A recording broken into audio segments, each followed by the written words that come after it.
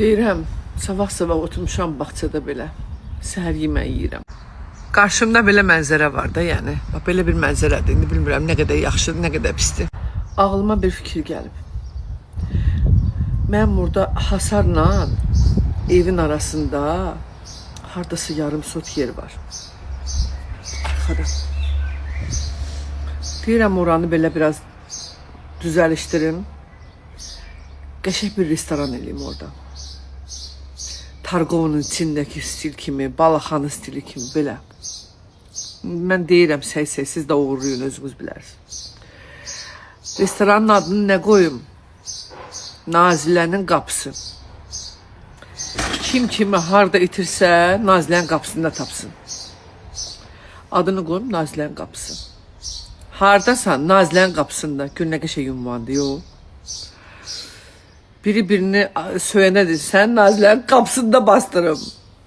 Amma nə verəcəm yeməyə? Fikirləşirəm, xəyaldır da qururam. Pul nə gəzir? Qəşəng piraşki, qəşəng kətə, qutab. Hətta noxandır, vermək olar. Qutab da vermək olar. Sonra qoyun qulağı deyirdilər. Qoyun qulağı mamam gil pişirirdi uşaq vaxtı belə xəmiri çevirib belə uzadırdılar. Bax ondan. Adı nə idi? Baraşki deyirdilər də. Hə, ondan düz dedim. Nəysə, belə bir şey eləmək istəyirəm. Başqa nə eləyim? İndi yaxşı, bunun hamısı fikirləşdim. Çox qəşəng. İndi mən bu ideyamı gerçəkləşdirmək üçün kimdən pul alım? Bir də başa salın görüm. İndi bu yaşayış kompleksi sayılır da, yaşayış binasıdır.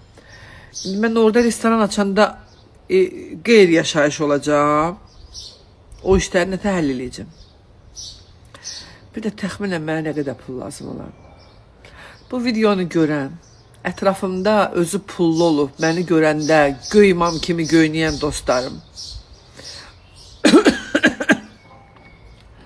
Bu videonu görəndən sonra adama 10.000